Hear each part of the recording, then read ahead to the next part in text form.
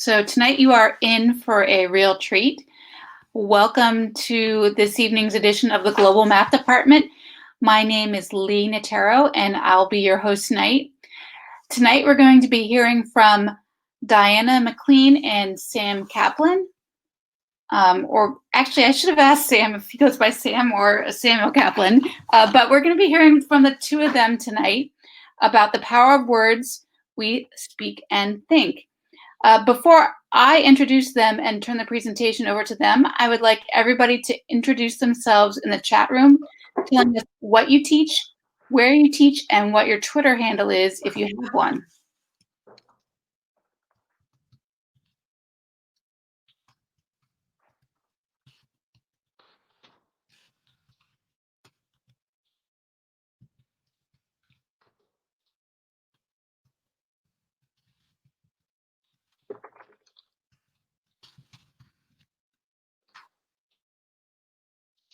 Good to see so many familiar faces here tonight. And I definitely know we have people here from beyond the United States. I saw Australia. Often we have some of our Canadian friends visiting with us here as well. So welcome, everyone. So before I introduce our speaker, let me explain a little bit about how these meetings work. These meetings are recorded and are available approximately 24 hours after the meeting ends. To view the recording, you can use the same URL you used to get here tonight. The global math community prides itself on being friendly and supportive. The chat room is available for topical and general conversation throughout the meeting. I'll be sure to catch any questions that our presenters might miss. And as I said, tonight you're in for a great treat. Tonight we have two speakers with us. Both of our speakers are Math for America Fellows. Samuel's actually a Math for America Master Teacher, and Diana teaches at the Los Angeles Unified Public School District, and Samuel teaches at the Berendo Middle School in the Los Angeles Unified Public School District as well. So welcome to both of them.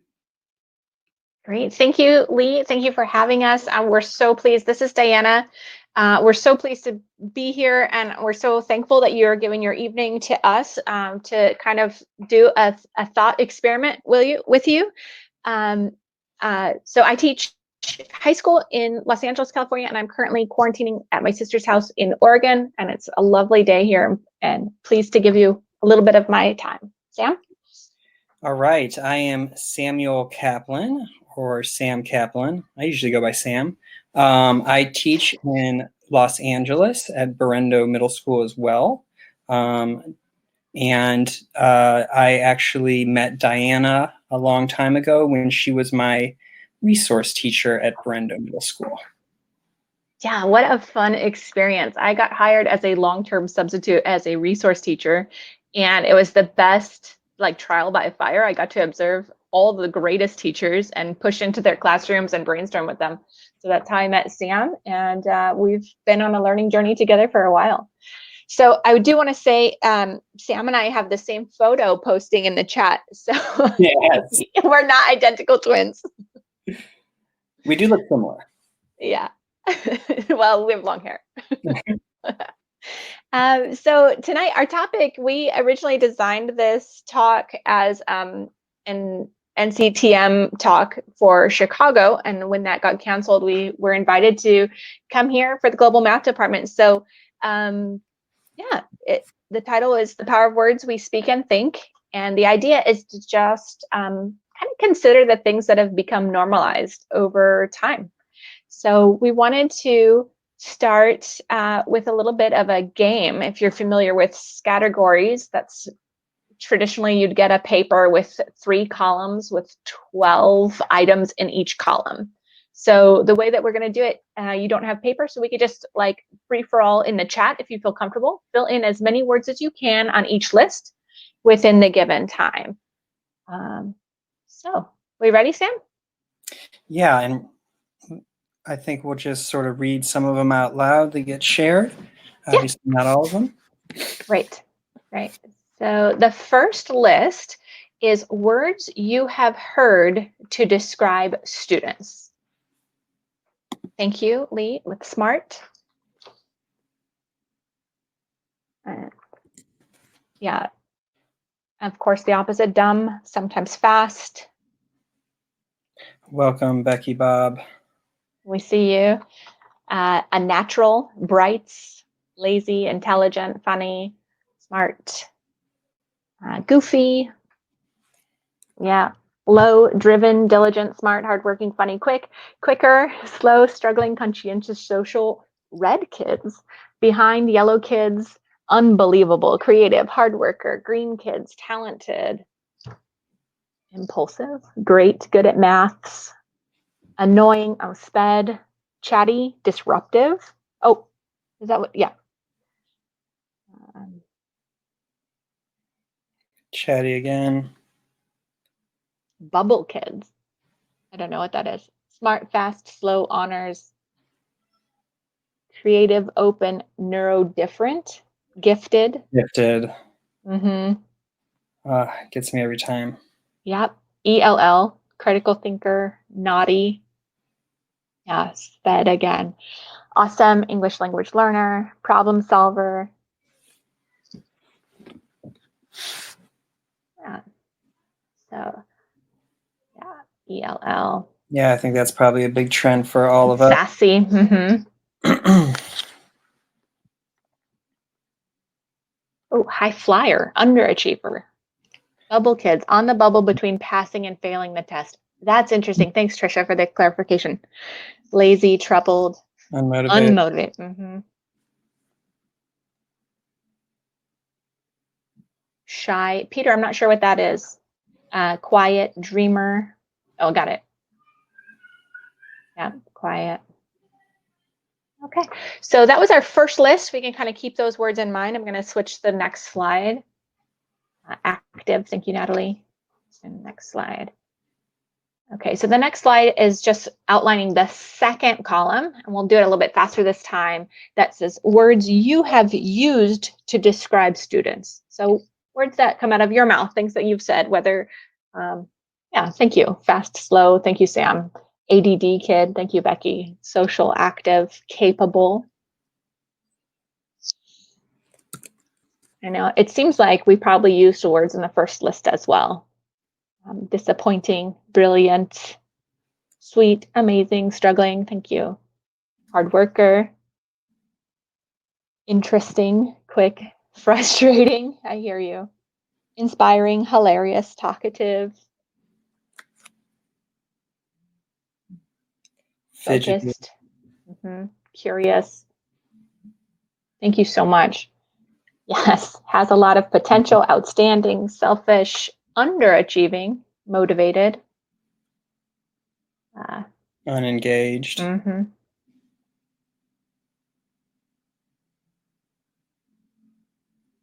Introverted, right. Yeah. Right.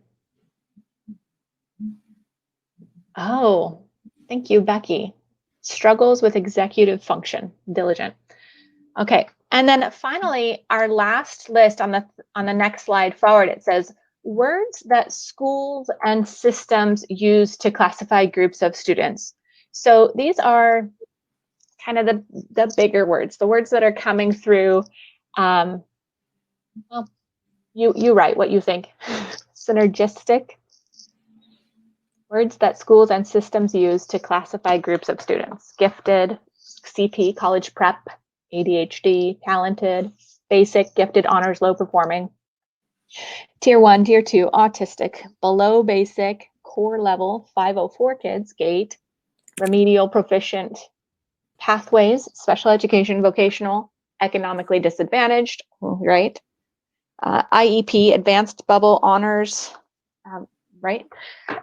Mental retardation comes up. Executive functioning disorder, ELL, AP, AVID, AP, ELL, honors, non-proficient, ADHD, GT, honors. Obviously, these are just, like, I mean, college brown, accelerated. We have provided so many labels, like in our daily, teaching life. These things have become bliss. I'm sure that's an acronym for something. Gifted, high achievers, low achievers, learning disabled, high achieving. So that's kind of what our talk is going to be about. It's like these words that have become the norm. So we're just, when we reflected on practice and we're thinking about how to improve, by no means are we improved. We're just trying to grow as educators, and these kinds of things have come up. We go to the next slide. This would be if we were all together, we would do a share and compare, right? So we've kind of shared and compared in the chat. I'm going to skip to the next slide, which is, of course, everybody gets a prize. Also, our slides are green with leprechauns because we were planning for like a St. Patrick's Day presentation and I didn't change it. Thank you for keeping going with that. We have more words in the chat. Academy, PLCs, dyscalculia, slow processor. So give yourself a prize, give yourself a pat on the back. Hopefully you've smiled because you contributed and we appreciate you. Thank you so much. Yeah, and now this is my little moment. The arrow is pointing to my own child in this picture. He's just turned 8. And he's got a crew of amazing adults that all went as the Joker for Halloween. He's in 2nd grade and he holds everything until the very, very last moment when he should be falling asleep. And that's when I finally hear about his day. So I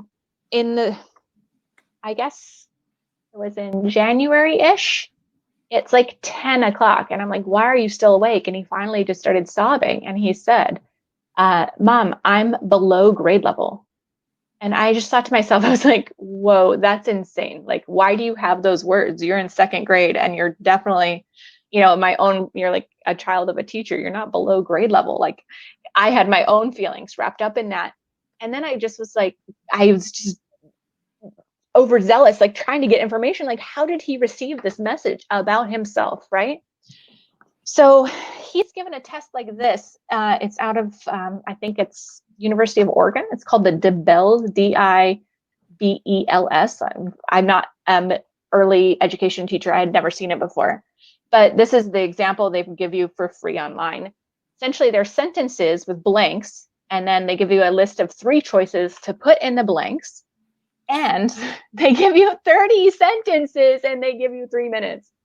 And I was completely flabbergasted that my child was like asked to do this, because when he was explaining it, he was like, well, there was 3 choices. So I read the question 3 times to double check that my word made sense.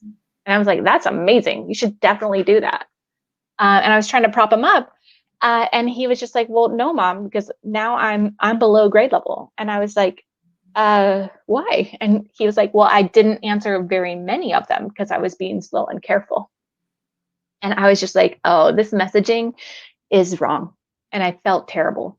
So this is my best guess of what I think would go in these sentences. I honestly have no idea. Like, it feels very, I don't know. I just felt so gross. And I was like, and also, why would he have seen the rubric? So then I started thinking about, like, as teachers, like we love data and we're always analyzing data, and like the back end of our testing systems and our grade books, everything is like, class progress management, progress graph, here's the grades, here's what they're doing. And so, yeah, so Natalie, you can Google this test. It comes up. If you Google DIBELS, it comes up, and you could download the test and the answer key and all of it. But for me, I was just like, bull. And then, but I was like, wait a minute, like, I'm constantly categorizing data, and a lot of those messages come through my mouth via rubrics or grades or whatever to my students, my own personal students. And I was just like, why? Like, what are we doing? And so, Sam, I'll pass it to you. I spoke a lot already. Yeah, no, I was just thinking of a few things in that, like the teacher, your son's teacher, we don't even know, was that a directive from her principal to share that information? It's just really interesting how these are all, to me, they're just all systems problems. Yeah, and we as teachers have become like numb to them. Like, why would you question that if you've given this test every year? Like, why would you consider the messaging? Yeah, and yeah, education should not be viewed as a race, and It's like more than it's just it's the fact that at least the first half of my career, which I'm just getting through, I've taught for 15 years, so I've got another half to go. And I do feel like I just started thinking about these things in the last like 5 years, which means for 10 years, like I was literally just like another cog in the system, like not even questioning or thinking about any of these labels. Right. Using them in like a super callous way. Or just a casual way. Yeah. But I would argue that even that casual way is like a callous way. It's not it's not about intention. It's about like the results, and the results of your son in this case, hearing that he's like below grade level, which is like, you know, that's a defining moment in who he thinks he is in the classroom, for sure. Right. I see Jen in the chat is like district mandate. Like we do have a ton of these like things coming down that we don't totally have control of. So our idea tonight is just like, you know, think about the power of words. And I think Sam really concisely says it in a later slide. So I won't. Yeah, so like student facing data, what messages does it send? So in this case, in my opinion, it's not just the fact that the test was difficult or unfair. To me, it's like even if you're measuring a kid as far below grade level or below grade level or at grade level or beyond grade level, those labels are just, they don't work. And then more importantly, what do we do with them? Because most of the time, I don't know about your guys' experiences at your school sites, but most of the time I feel like we just literally apply labels and we don't actually use them. And in my opinion, that's like the whole point of labeling something, right? Like you want to label something so like you know what it is, and you know now you've identified this thing and you know like certain things to do with them. So in the case of a learner, if you label them, you should be able to get something out of that label. But I feel like we literally just like stamp kids and then move them forward. Yeah, you placed them in a bin. That was the bin they belonged in.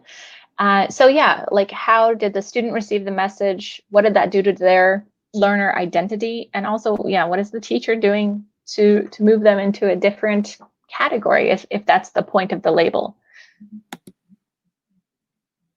So here's some more student-facing data. Things, you know, if you get standard met, like you feel okay, but you can see on that report standard exceeded is there. If you get far below basic, and these messages are sent home in the state of California. Like this is mailed to students' houses. Like when a student gets to me in 9th grade Algebra 1, they have such a strong mathematical identity. And they think they know where they are. And most of my job, and probably in middle school too, is like overcoming how they feel about these labels that have been applied to them.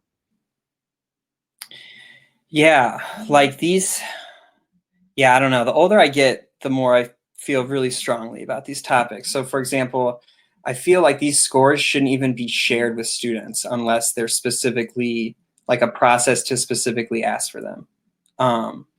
And I understand that they want these measures so that they can identify what schools are not teaching students.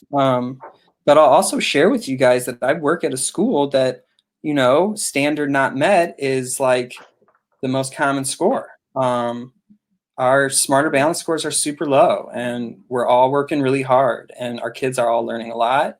And yeah, we get better every year, but it's like, I don't know why my kids have to see that they haven't met a standard, right. Or a whole grade level for multiple years in a row. Jackie, thank you for that. It's like, we don't need to tell them the label. We need to tell them like, here are some like actual steps. Exactly. So yeah, this is the moment. And if you're comfortable sharing in the public chat, that would be amazing. But was there a time that for you or your child or any of your students were labeled, and what effect did that have? I hope I used the right form of effect affect. So if you could share a moment like of being labeled. I can share a story with everybody while hopefully a couple people are typing, and it's actually a really positive story. When I was in elementary and middle school, I got pulled out for resource learning because I was dyslexic. But the only reason I ever knew I was dyslexic was because I asked my mom why I'm being pulled out, and the label was, it didn't seem very scarring for me personally. And more importantly, like I was receiving services that really helps me get through high school and college. Yeah. I think your context is helpful too, Sam. Like you had an educator mom and you went to like a very cohesive and amazing school that was like meant to pick kids up, right? Oh yeah. I mean, Yeah. I'm a very privileged person. For sure. And that's definitely like an example of it. But I do think that I'm sure there's a ton of people that have very similar stories that they don't feel were positive outcomes. Yeah, Lee is sharing like I was in the 98th percentile and already the pressure was like I was upset because it wasn't higher. Yeah, hyper aware of the word accelerated for math classes.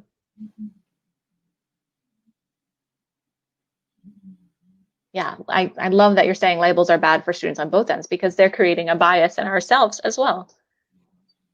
I like Trisha's sharing about her son being quote unquote, you're not IB material. Mm-hmm. And I know it's like so much worse when it's our kids. It's It hurts. so much worse. Becky, scared of losing the status of being high enough for the special math group. Yeah. Yes, thank you, Natalie. Like, this is a microaggression that was sent to my child. Like, how dare you say below grade level? He is learning and exploring. He's a second grader, right? Or small child.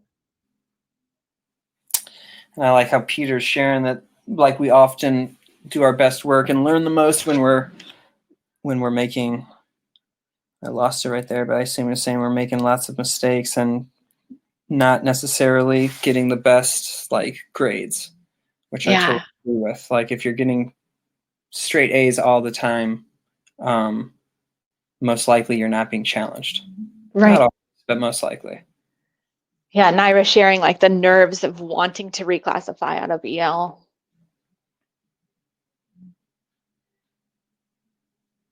IQ scores. I see somebody sharing an IQ score. I've never taken an IQ test. But yeah, I know that they're super biased and I don't think they're very accurate. I love this, Francis. The first two sentences. My child was offered an alternative way to take the test.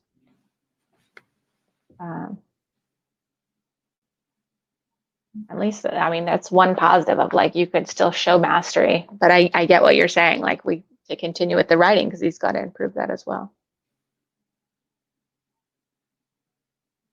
Yeah, so many feelings. So many feelings. Thank you for sharing. If you know,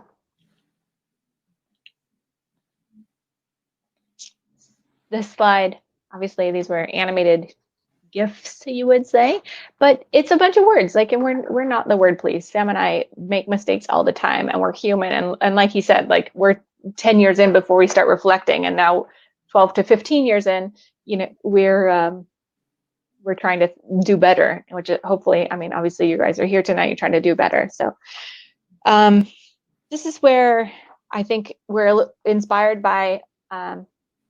Lonnie Horn, like monitoring your language and our thinking will shift. And Sam, I think she says it best. Are you there? Am I there? Sorry.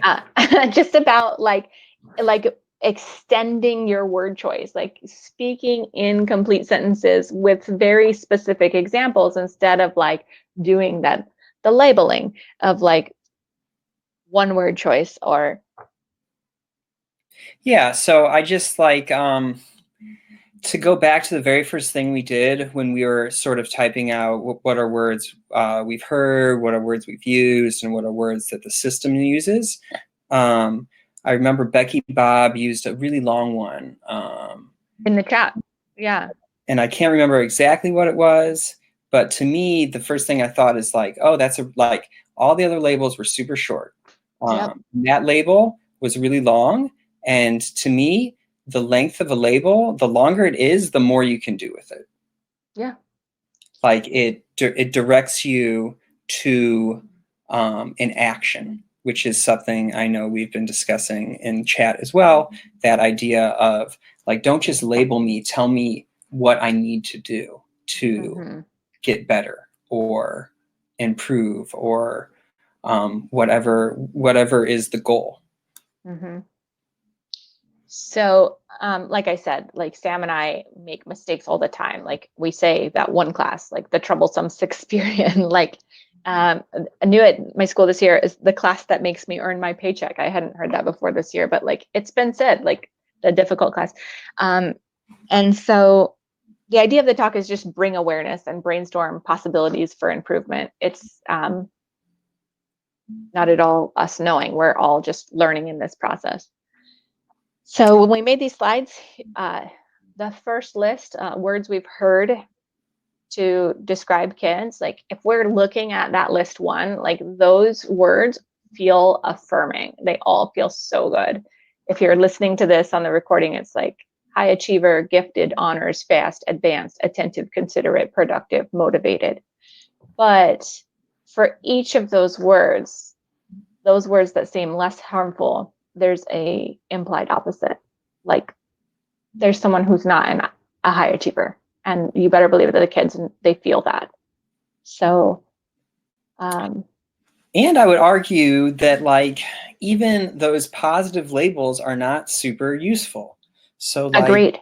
Even within the context of middle school mathematics, which is like my jam, like saying a student's a high achiever, does that mean across the board in every single like branch of mathematics that we deal with? Yeah, you just can't be. Like you have to have those like moments of struggle when you're learning. Like you're not always high achieving.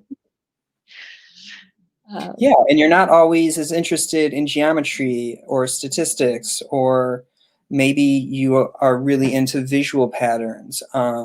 Like there's like so much math out there that we don't even show our kids.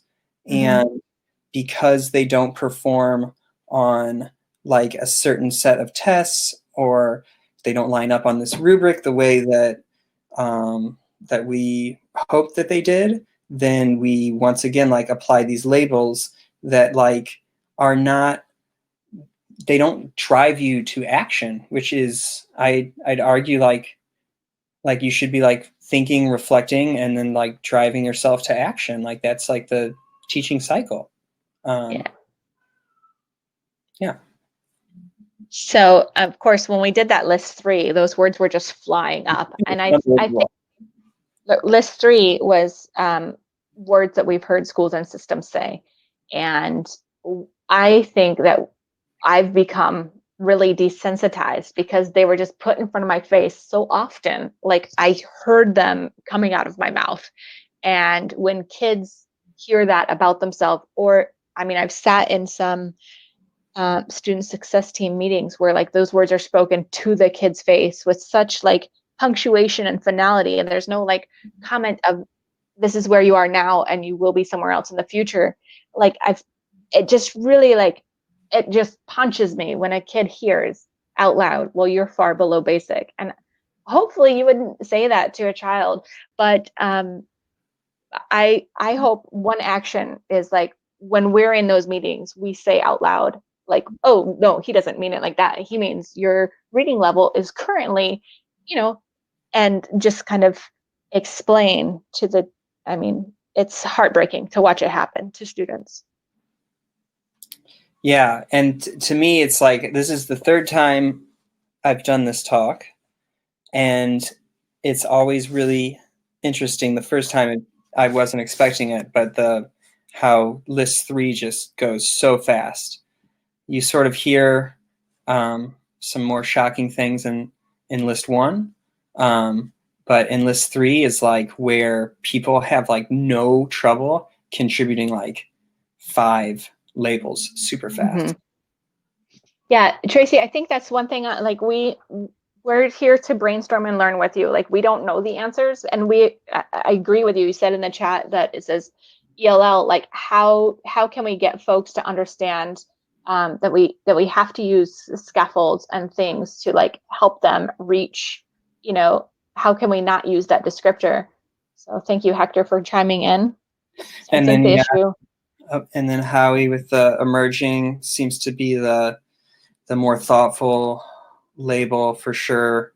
I feel like a lot of times the more thoughtful labels are definitely not in usage yet. My wife works in the special ed community. That's definitely super prevalent in the special ed community. Like, I feel like people that are on the level that she's at of thoughtfulness are using like a whole different set of vocabulary that is actually necessary. Or I shouldn't say necessary, but is common. And then I do just want to say though, like once again that I think that like as far as like the ELL label, like I'm always using language still. Like I'm always going home and being like, gosh, I can't believe I said that. Or at the end of a year, like reflecting back and being like, wow, I did this all year.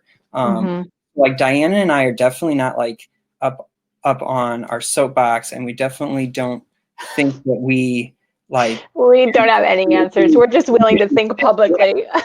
I just think like step 1, honestly, for me is like thinking about it, like going home, reflecting on my language, like really critically, and like thinking about it and trying to adjust it. And like also one thing to think about, like I don't want to just have this conversation with Tracy, but with everyone, like these labels, especially labels like ELL, which are so prevalent, we work inside of like a huge system and it's really difficult, I think, to be very thoughtful sometimes when you're inside a huge system. Right. So here's some ideas that we came up with. And again, we don't have answers, but one thing that I've heard, if you have to discuss a student and they're not there, like pull up a photo of the student and pretend that they're there. Like monitor the words that come out of your mouth in a way that they could have heard you, because then you're going to be more precise and you're going to be more caring. Monitor your intentions. Consider the power of the words, like that emotional impact and that effect that has on student learner identity, and how parents view their kids as well, depending on who your audience is and other teachers. And then this is what I think we've been getting to the whole time. It's like if you use precise language and you describe in detail of the moment. For example, I noticed that congruent triangles are still troublesome versus you failed the Unit 6 test. Like, no, like here's a tangible thing that we're still working on, like moving forward. And I think for me, this moment in time of like LA Unified has like stagnated their grades. Like no one can get less than and everyone can get more than. And I'm like, what an amazing way to show learning. That I really am like relishing in it, but I know it's going to be hard for a lot of people. The power of yet, of course, we've seen those slides. And then supporting a positive mathematical identity, like help students develop the confidence. And part of that is the language surrounding. Sam, you got anything on that? I was just going to say, I think this is really it's the time where I'd like to share the fact that I know as adults, I think sometimes we are definitely still labeled all the time, right? And I think as adults, those labels, they don't land for some of us as heavily. And I think that's exactly because we are adults. Like me, for example, like I have a family. Your priorities are different. Career, like there's like a lot of things that like lead me to have a positive identity, and that identity is not going to get like smashed down by like you have poor credit, like, you know, like that stinks, but like it's not going to mess me up nearly as much, I would argue, as like a child being labeled as low performing, because they haven't like fully formed their identities and they don't really know who they are yet. And I mean, I teach middle school, so it's like I feel like most of those kids, they're like, you're seeing them forming their identities every day. And I'm sure elementary is still same way, and high school as well. But I just think it's like, I think personally having a positive mathematical identity is like the #1 correlator to being successful in learning mathematics. Agreed.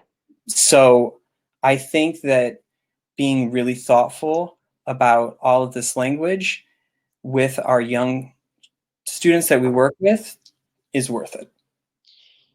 So this is where we like give a plea for help. Like, how do we do this as educators? Like, what are some word shifts, some things we could do?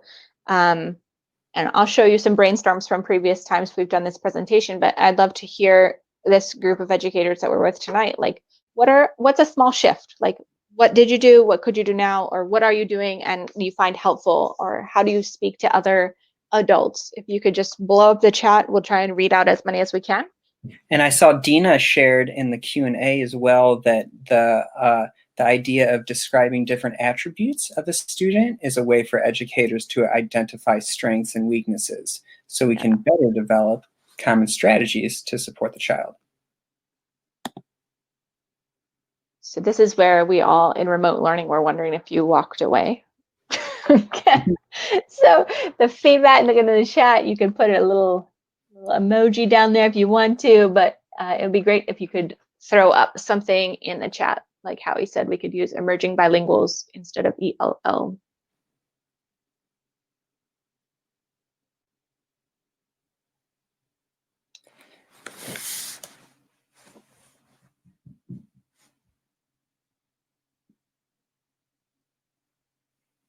Right. So a shift from saying ladies and gentlemen to folks. Yeah. Or guys. That happened. We used to say, hey guys, model it yourself to other teachers. Nice. Yeah. And I have to say, I've given this presentation at my school. And I think that's the best thing you can do, because I'm not super comfortable like correcting people all the time, at least not yet. No, and people don't want to be corrected. Other adults do not like that. Yeah, I don't like being corrected. No.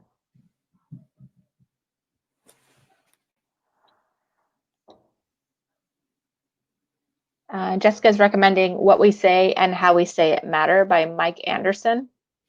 He makes me think about how I communicate. Is that a book, Jessica?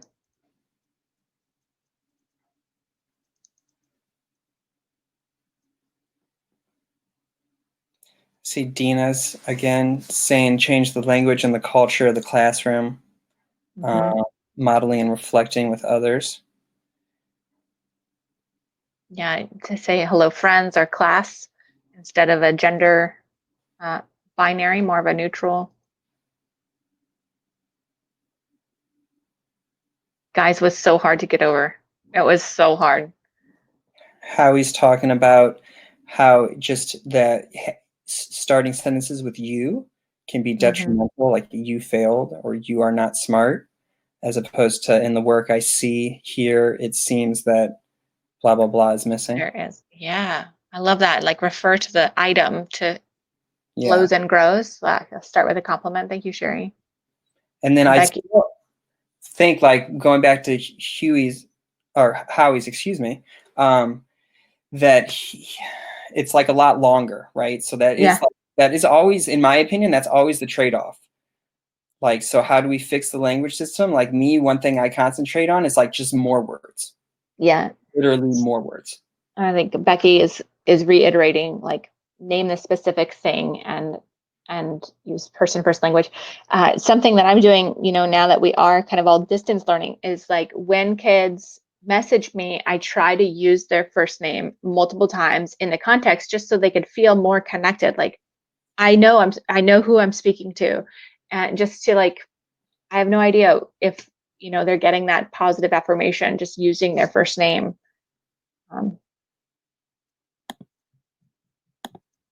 Peter saying things aren't finished instead of like we're on the process of growing. Grades might be final, but kids can continue to learn and should. Lee shared that she had a student that they called themselves stupid all year, and it was hard for him to overcome those negative messages to himself. And I think we can all relate to those students, and the fact that like we can literally spend a whole year trying to change their identity and sometimes feel like they still leave with a pretty negative mathematical identity. I've never heard that, Natalie. It's micro affirmations to build students up, illuminate them, while microaggressions make students feel torn down and belittled.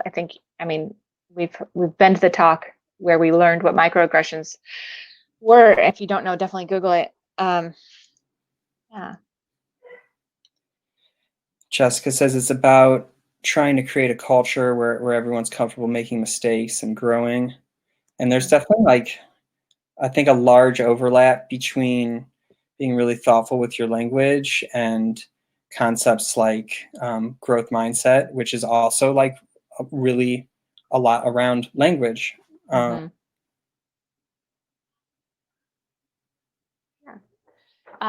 So the slide showing now is like some brainstorms that happened through Sam and I's doing this presentation at our school sites and once at MFA. So I know you guys can read the slide. I don't know, Lee, maybe you could chime in, the people that are hearing the slide. Do they see the slides too, if they're recording it?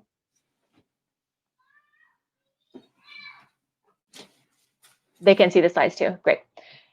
So something that sticks out to me on this slide is like apply grace, like to the kids and to yourself, and like forgive yourself for mistakes. But if you are forgiving yourselves, then you need to acknowledge the mistake and apologize. You need to like really think about the actions.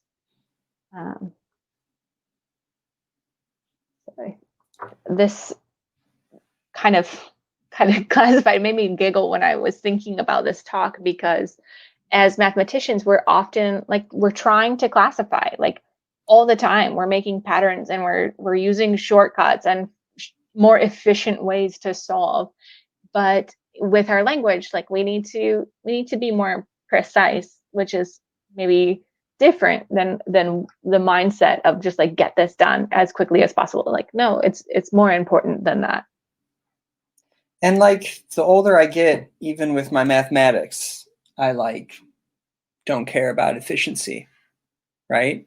Like when I was a younger teacher, that was like things that those were like student work that I would always try to point out, be like, oh, look how efficiently, blah, blah, blah, did this problem. As opposed to now, it's like I try to look for much different things to share in my classroom. So it's really interesting the overlap in the language and the math. Yeah.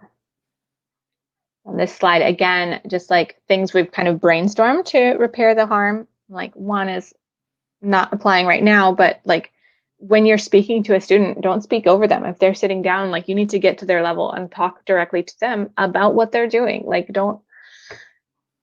your body language also is sending messages as well. Like how he said, like use things like I am noticing, I'm wondering. Other people have said like apply a compliment first. And I think leveling is like so important, right? Like if you're physically able to, like getting down, getting at their level, I think it just feels so much different. And then talking nice and quietly and having like a nice little, as privately as we can chat. Like I find that I get so much out of all of that. And then I know I saw in the chat a couple people talking about the power of apologizing. Like I couldn't agree with that more. And like, I mean, I've been observed so many times, and the person observing me has been like, you apologize too much. And they would say it to me like as a criticism. But But to me, I'm like modeling humility, and I am building relationships. Yeah, like all of those things. And like I think that I think I have a lot of things to get a lot better at being a mathematics teacher, but I think there are some things I'm really good at, and I think that's like one of them.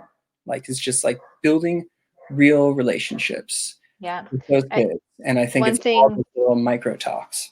micro talks, and like think about who the message is directed to. Like, are you speaking to one student, or does the class need to hear this? And I think that's really super important. Of like, if you're going to help a student grow, you're gonna speak in confidence to them more often than you're gonna speak whole class. And so that's interesting too. It's just like, who's your audience for this comment? So the next slide. What's getting rewarded?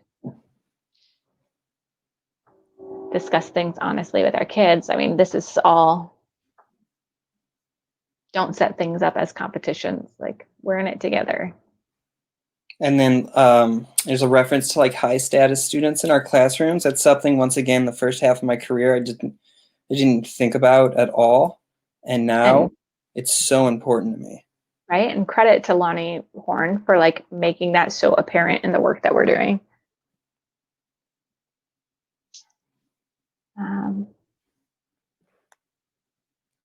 Yeah, we've kind of done this, but if we want to kind of add to the chat window, we can.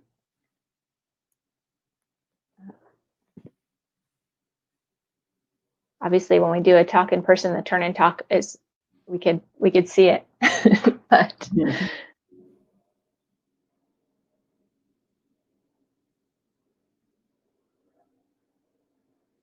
one thing that came up at my school site was a recommendation to like give a very clear rubric when you're assessing student work. Like, give the rubric beforehand, and at the top of the rubric, don't use words that are like emerging, developing, like use words that are positive.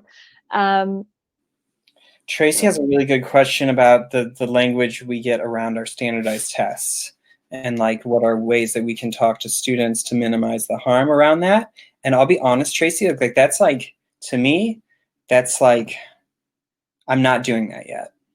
What I'm doing is I'm not really talking about those at all.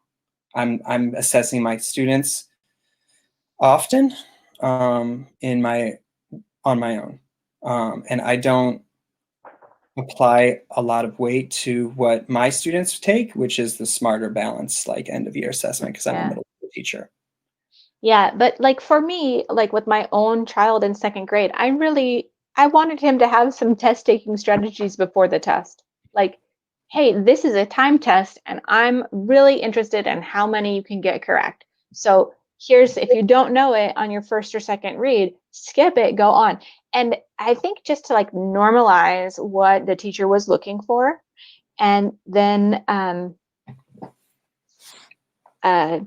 normalize, but also like explain to the students, like, this is a thing that the whole state is doing, and just like, it doesn't matter what the results are, as long as you like tried your best. And like, this is a label that you don't need to apply to yourself. I think is helpful to just say like, this is happening to you and it wasn't designed for you, and just be clear about that.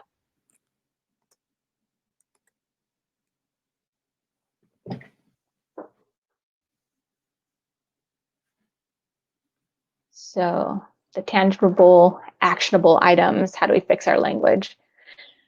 This is a screenshot from Teaching for Robust Understanding of Mathematics, and we're like coming to the end of the slides that are not really as fleshed out. But the TRUE framework, TRU, the TRUE framework, if you Google it, it will come up, and each one of these 5 like colored buckets has really clear ways to think about your practice. I really enjoy the time I get to spend with these documents. They're shocking, and they're in depth, and they're in detail, and they pose questions like for you to observe other teachers. They pose questions for you to think about, like from the perspective of a student in your class. So obviously you can't pick all 5 to improve on your practice, but I like to like think, like on a regular monthly basis, like I'm going to think about this in detail and really like push myself to improve. So this is a resource that I use, and I've used it especially when if my classroom gets filmed, when I'm rewatching the film, it helps me give myself language to discuss what I've seen. So, and then this is just like directly from that true framework. Like someone just said in the chat, isn't it about classroom culture? And it's like, yeah, this totally is about classroom culture.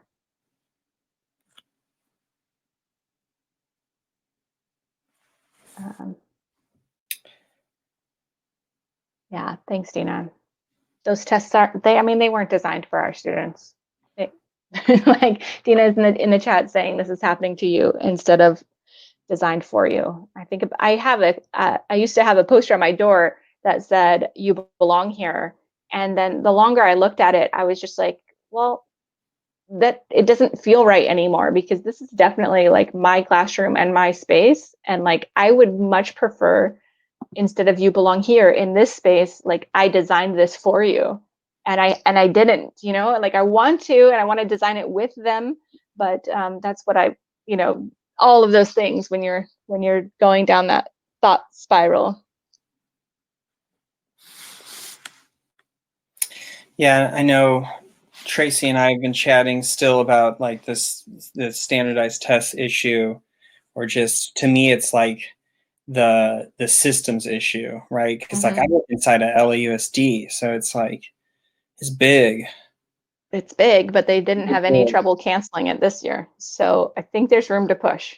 Yeah, no, I think there's definitely a push, and I think I shared that I think being a middle school teacher, I do feel like maybe I have a lot more freedom than a high school teacher does, or I'm not constantly like finding myself like layered over with all of these assessments. And I mean, I feel like a lot of you high school teachers that are really into it and do a really good job, like then eventually you guys get pressured to teach AP classes, and then there's like a whole nother system, right? It's like it's a lot.